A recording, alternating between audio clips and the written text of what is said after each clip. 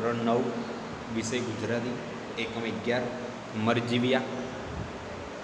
મરી અને જે એમ કહે છે જીવી જાણે છે મરજીવિયા. મરજીવિયાનો અર્થ શું થાય?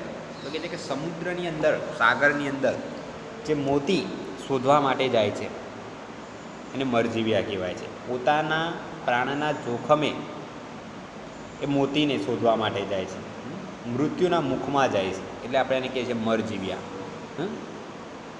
કે જે મોતીને શોધવા જાય છે, જઈ તો રહ્યા છે પરંતુ એ પાછા ફરે કે ન પણ ફરે, એટલા માટે કહે છે કે મરજીવિયા. સરસ મજાનું સોનેટ પ્રકારનું એનો સાહિત્ય પ્રકાર શું છે? સોનેટ. જે આપણે જાણીએ છીએ કે સોનેટ એ ઇટાલીનું જે સાહિત્ય પ્રકાર છે. આપણે અગાઉના જે આપણો એકમ હતો એની અંદર પણ આ વાત થઈ હતી કે પૂંજાલાલ, કે જેમનો જન્મ 17/6/1901 થયો અને એમનું અવસાન એ 27/12/1985. ખૂબ જ નજીકનું જે ગામ જાણીતું છે કે પૂંજાલાલ રણછોડદાસ દલવાડીનું વતન આણંદ જિલ્લામાં આવેલું નાપા ગામ છે મિત્રો. બોરસદની નજીક જે ગામ આવેલું છે નાપા, ત્યાંના કવિ પૂંજાલાલ એમને મરજીવિયા કાવ્ય રચ્યું છે. સોનેટ એની વાત કરી છે. તમને ખ્યાલ હોય કે સોનેટની અંદર 14 પંક્તિઓનું જે સોનેટ હોય છે એમની પૂંજાલાલના નામથી સાહિત્ય કૃતિઓ લખેલી છે.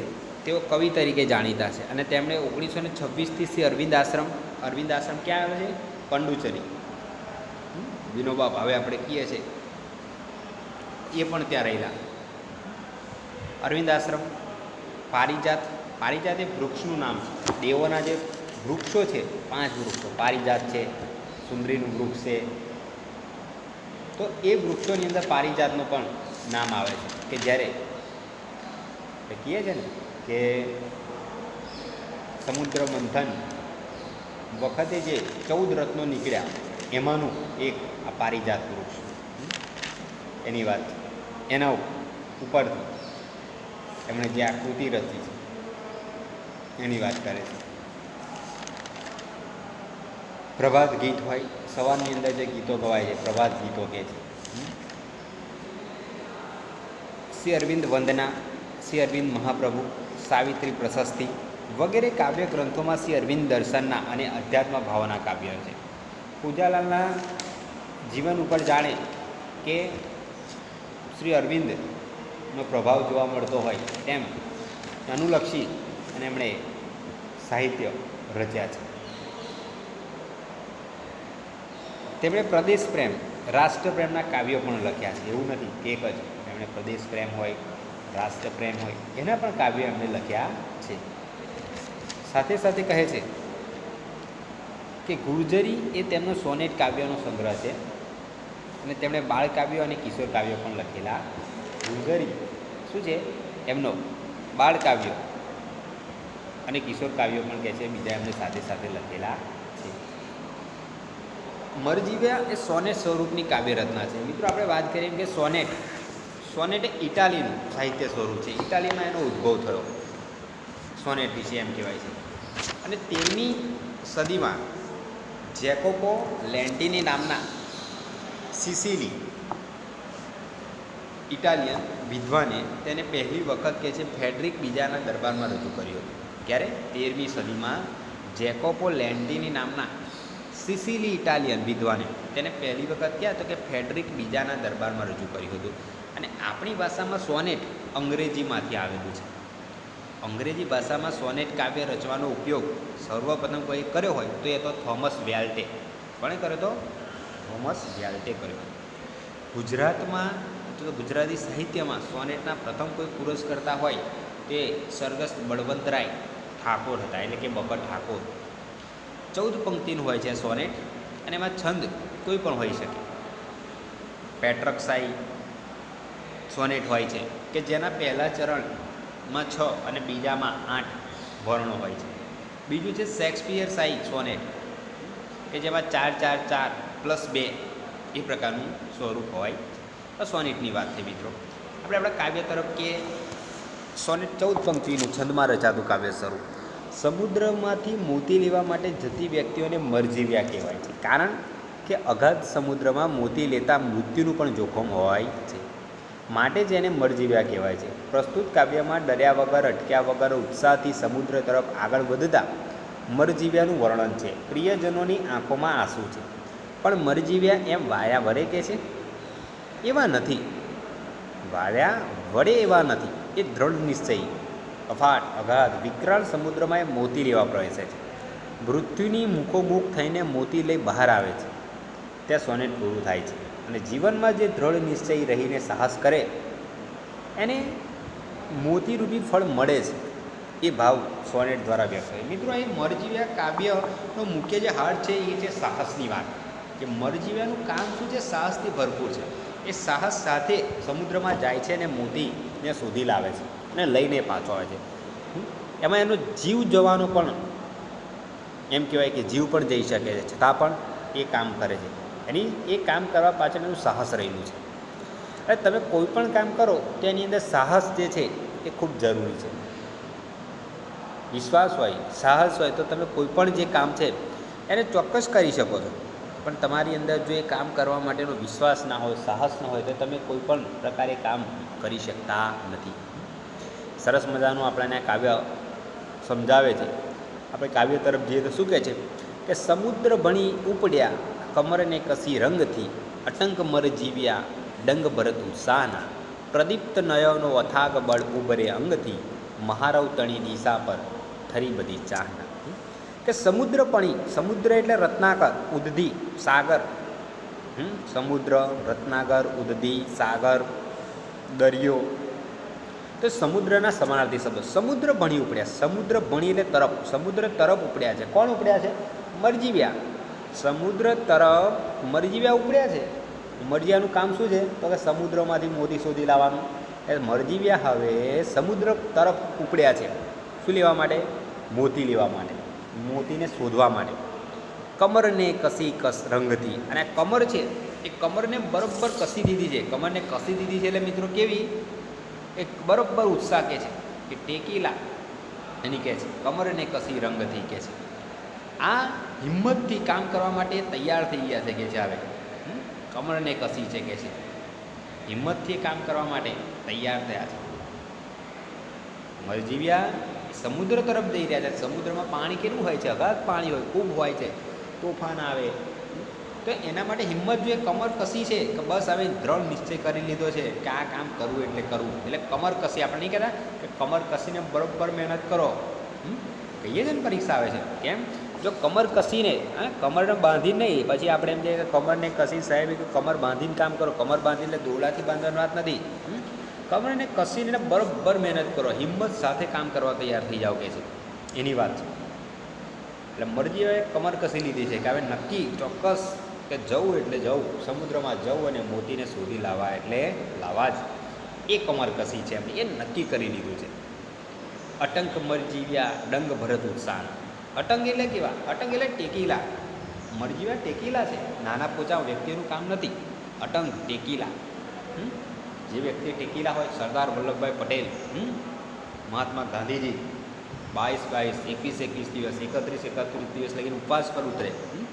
અટંગ ટેકીલા, જ્યાં સુધી સત્યાંગા સફળ ના થાય ત્યાં સુધી જમવું નહીં, એવી અટંગ ટેકીલા હોય. આપણે એક દિવસનો ઉપવાસ કરીએ તો 4 વાર જોઈએ ખાવા વગર ચાલે નહીં આપણને.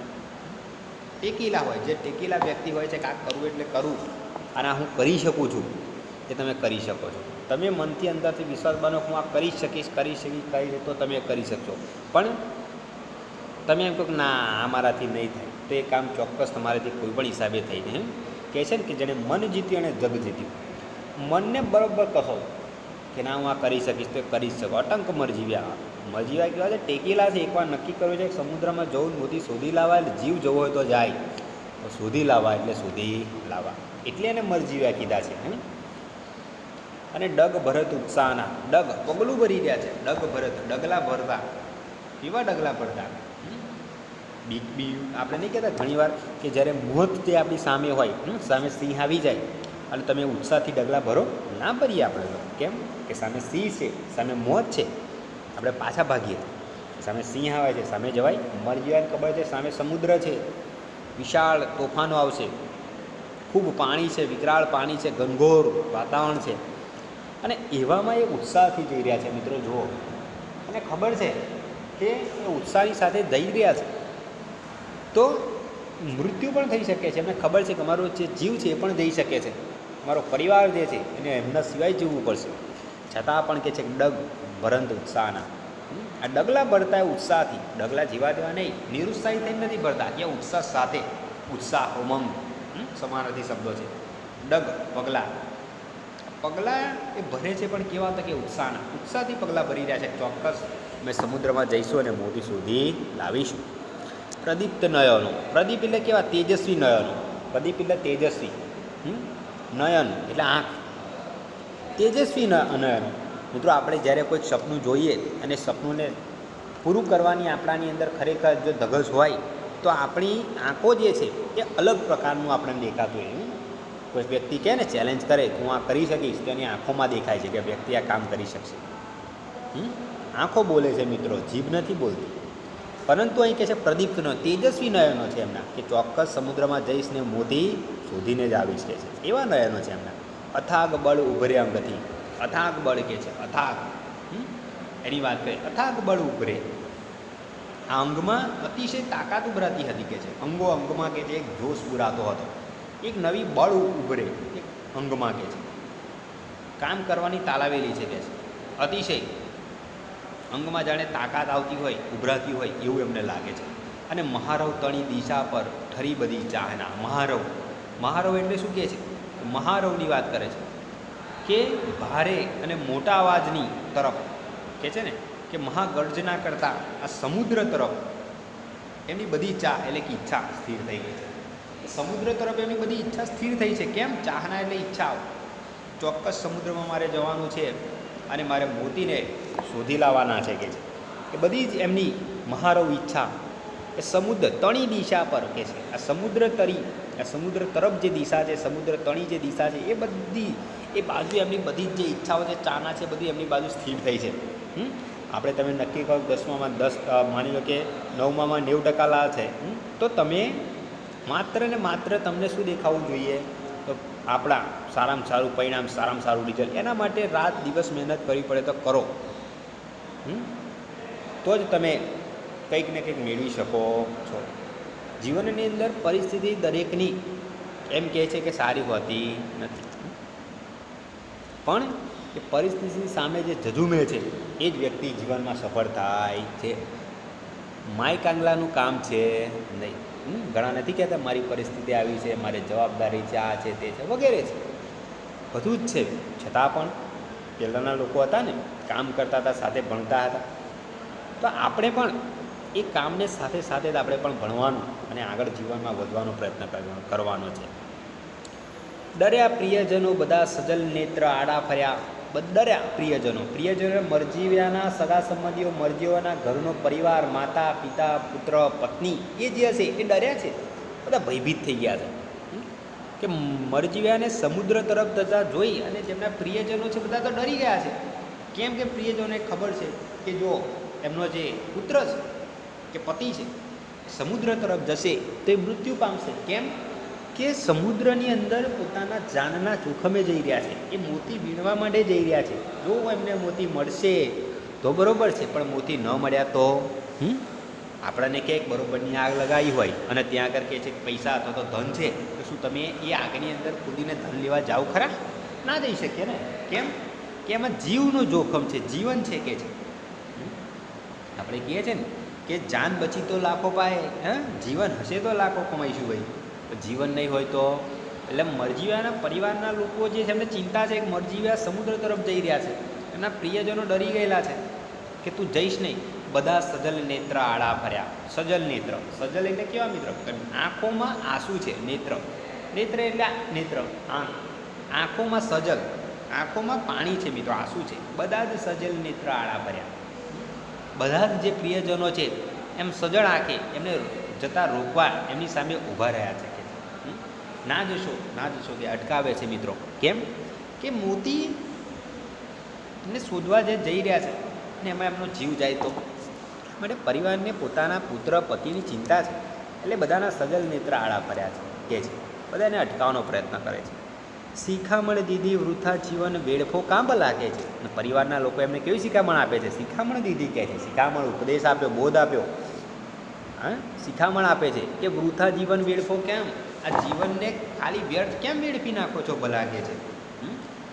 આજે કહે છે જીવન છે ને નાહકનું શા માટે તમે જીવન ગુમાવો છો કે છે. સરસ મજાનું ભગવાને તમને જીવન આપ્યું છે, કામ કરો અને જીવો કે છે. તો આ તમે મરજી ગયા સમુદ્રમાં મોતી વીણવા માટે જાય અને શા માટે જીવનને કે છે વેડફી નાખો છો કે છે. એવું કહેવા માગે છે. કોણ કહે છે? એનો પરિવાર કહે છે. કહીંથી વળગી વિનાશ કર આંધળી આ બલા. અને કેવી રીતે તમારા મનની અંદર આવા વિનાશકારી વિચારો આવ્યા કે આંધળી બલા કહે છે કે આ અવિચારી ઉપાધિ તમને ક્યાંથી વળગી કે છે? આવી કે છે ઉપાધિ કહે છે ને કે કહીંથી વળગી વિનાશ કર આંધળી આ બલા. કઈથી આવી તમને બલા જે કે છે કે કંઈક મેળવવાની, સમુદ્રના મોતી વેણી લાવવાની તમને આવી કે છે બલા. બુદ્ધિ ક્યાંથી તમને આથી મળી છે કે છે. પરંતુ દ્રઢ નિશ્ચય નહીં જ એમ બાર્યા વળ્યા. પરંતુ આ મરજીવ્યા છે જેવા તેવા નથી, દ્રઢ નિશ્ચય કરીને નીકળ્યા છે કે અમે સમુદ્રમાં જઈશું અને મોતીને વેણીને અથવા તો શોધીને લાવીશું. એમ કે વળે એવા નથી કે છે. હવે એમનો પરિવાર રોકે તોય પણ એ વળે પાછા ફરે એવા નથી. કેમ? એમણે દ્રઢ નિશ્ચય કર્યો છે મિત્રો. અને જે વ્યક્તિ જીવનમાં કોઈ પણ વસ્તુ મેળવવા માટેનો દ્રઢ નિશ્ચય કરે છે એ વ્યક્તિ જીવનની અંદર ગમે તેટલા મુશ્કેલ કાર્યો આવે, ગમે તેટલા મુશ્કેલો આવે છતાં પણ એને પાર કરે જ છે. એટલે જીવનની અંદર તમે પણ આપણને આ ઉપદેશ આપે છે, શિખામણ આપે છે કે તમે એકવાર દ્રઢ નિશ્ચય કર્યો કે મારે આ બનવું છે, તેના માટે ગમે તેટલા પ્રયત્નો અથવા તો ગમે તેવી મુશ્કેલ પરિસ્થિતિ આવી જાય પણ ક્યારેય માર્ગ છોડવો નહીં. એ આપણને શીખવાડે છે. ગયા ગરજતા અફાટ વિકરાલ રચના કરે તરંગ ગીરી માણસા હૃદય કરે હાથ. એટલે કે આથડ્યા હઠ્યા ન લવ તોય સાહસિક સર્વ કૂદી પડ્યા અગાધ જળમાં પ્રવેશ કીધી કાળે ને ગહવર. ગયા ગરજતા અફાળ વિકરાલ રચના કરે. રચના કરે એટલે સમુદ્રમાં. સમુદ્ર કેવો છે? તો કે ગરજતો છે. સમુદ્રમાં વિશાળ પાણી હોય મિત્રો. ગરજતો સમુદ્ર છે, અફાટ પાણી છે, વિકરાલ કે છે. વિકરાલ વિકરાલ નહીં કહેતા ખાઈ જાય તેવા, વિકરાલ વિનાશકારી બતાવે છે. એની વાત કરે છે કે ગરજતા ગર્જના કરતા અફાટ પુષ્કળ પાણીથી જે ભરેલા છે, વિકરાલ જે ભયાનક લાગી રહ્યા છે એવા સમુદ્રની અંદર ગયા છે કે છે. સમુદ્રમાં શું ગયા છે? ગયા છે. સમુદ્રમાં પ્રવેશી ચૂક્યા છે આવે કે છે. તરંગ ઘીરી માણસા હૃદય ઉપર ઉપરે આત્મ્યા. શું કહે છે? તરંગ કે છે કે આ મોજા ગિરિમાળ, આ ગિરિમાળા સાથે મોજા અથડાય એમ એમના હૃદય ઉપર મોજા અથડાયા છે.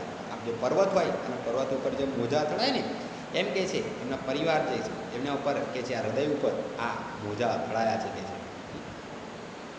હટ્યા ન લવ તોય સાહસિક સર્વ કૂદી પડ્યા. અને તોય સહેજ પણ ખસ્યા નથી કે છે, ડર્યા નથી. અને સર્વ સાહસિકો એ સમુદ્રના અગાધ જળમાં કૂદી પડ્યા છે કે છે. અગાધ જળમાં, ઊંડા જળની અંદર એ શું થયા છે? એ કૂદી પડ્યા છે કે છે. પ્રવેશ કીધ કાળને કહવર. જાણે આ કાળની ગુફામાં દાખલ થયા હોય. કાળની ગુફામાં, ગુફા જે હોય એ તો આપણે નામ સાંભળતા હતા. ગુફાની અંદર ઘનઘોર અંધારું હોય અને જેમાં કોઈ કાળ જાણે કે આપણા મૃત્યુ થવાનું હોય એવી ગુફા જે હોય એની અંદર જાણતા હોય છતાં પણ જઈએ. એવી રીતે સમુદ્રમાં વિકરાળ પાણી છે, પુષ્કળ પાણી છે, ભયંકર વાતાવરણ છે, તોફાનો છે, એની અંદર આ મરજીવ્યાઓ પ્રવેશ કર્યા છે. ઊંધ્યા મરણના તમુમય તળો અને પામ્યા અકૂટ મોતી મળી મોતી કોશ લઈ બહારે એ આવ્યા. શું કહે છે કે મૃત્યુના અંધકારમય તળિયા પણ એમને ખૂંદી વળ્યા કે છે. ઊંધ્યા મરણના તમુમય, તમુમય અંધકાર, તમ એટલે શું થાય? અંધકાર થાય. એ તમુમય અંધકારમય આ તળિયા ખૂંદી વળ્યા કે છે. અંધકારના મૃત્યુના અંધકારમાં કે છે. મરણના તમોમય એટલે શું કે છે? મૃત્યુના અંધકારમાં તળિયા બધા ખુદી વળ્યા છે, અમે તો શોધી વળ્યા છે. અને મણી મોતી કોશ લઈ બહાર આવ્યા. અને મણી શોધી, મણી મોતીનો ખજાનો એ લઈ અને મરજીવ્યા એ બહાર આવ્યા છે. સરસ મજાનો મિત્રો, સાહસથી ભરપૂર આ કાવ્ય છે. આ કાવ્ય મરજીવ્યા જેના કવિ ઊંજાલાલ છે, જેમનો જન્મ આણંદ જિલ્લાના નાપામાં થયો. એમણે સોનેટ રચ્યું છે. સોનેટ 14 પંક્તિનું હોય છે. આપણે 2 પ્રકારનું સોનેટ કીધું તમને. પેટ્રાક્સાઇડ અને શેક્સપિયરિયન સોનેટ પેટ્રાર્ક સાઈડ હોય છે એમાં કેવું હોય છે તો કે 6 + 8 અને પેલામાં 4 4 + 2.